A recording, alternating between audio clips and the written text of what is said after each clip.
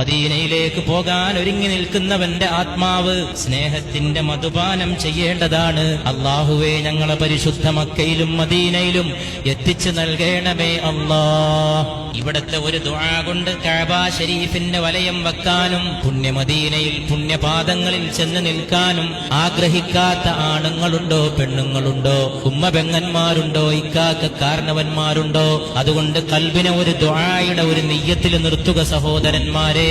സലാത്തിന്റെ ഒരു അടിസ്ഥാനത്തിൽ നിർത്തുക. ദുഃഖത്തിന്റെ സ്നേഹം രാവും പകലും പാനം ചെയ്യണം. ദുഃഖത്തിന്റെ കണ്ണീര് രാവും പകലും കുടിക്കണം. ഈ ഒരേ ഒരാഗ്രഹത്തിൽ ജീവിക്കണം. അൽ മദീന ചൽ മദീന ആജ് നഹീ തോ കൽ മദീന.